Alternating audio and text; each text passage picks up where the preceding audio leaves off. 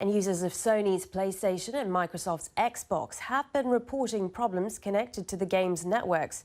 A hackers group called Lizard Squad has claimed responsibility for the problems.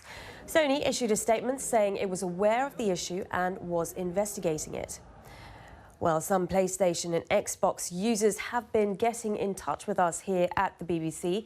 Dan Smith in the US tells us there is a lot of personal information on my Xbox, and as a customer and fan for many years, this is unsettling. Kirsty Crocker in Illinois bought an Xbox for her son for Christmas. She says we can't even set it up. It hasn't been a good day. But Josh in the UK is quite relaxed about the problems. He says this sort of thing is expected these days, and spend some time with your family and be grateful for each other. Well, with me is Guy Cocker, a writer and broadcaster specialising in video games and technology. Thank you for joining us. You can get a sense of people's frustrations there. What exactly is going wrong?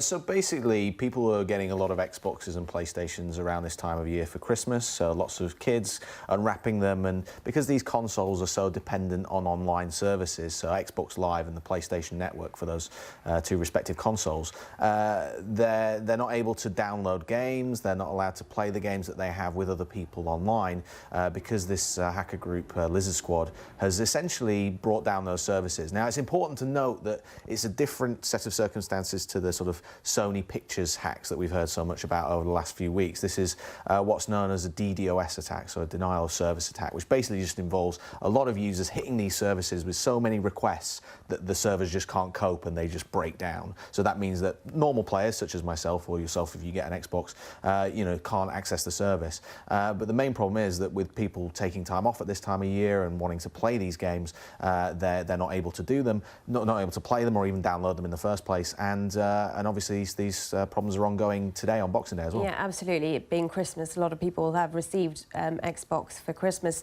But why, you say it's not the usual hacker groups that we've been hearing about, so why have these hackers done this?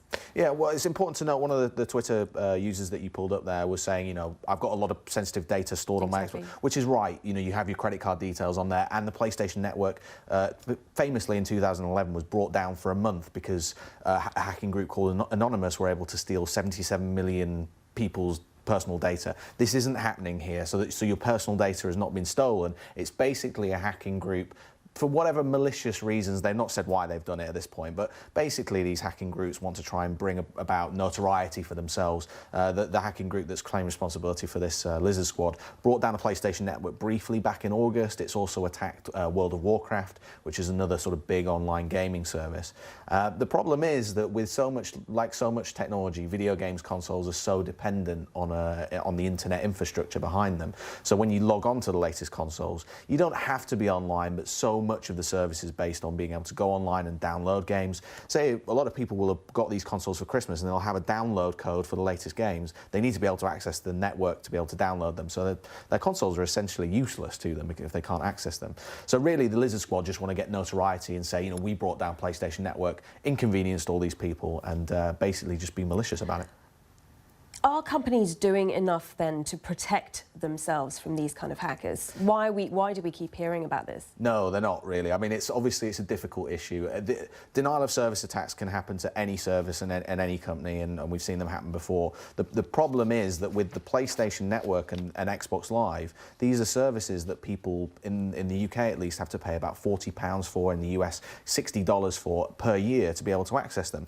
So I think as a consumer, you've got a right to expect that if you want to log on and play around Christmas time, that they're going to work. So at the moment, as of right now, as we sit here, PlayStation Network and Xbox are employing engineers to get this problem fixed. They should have bigger teams involved to get this fixed quicker, because it's been going on for 24 hours now.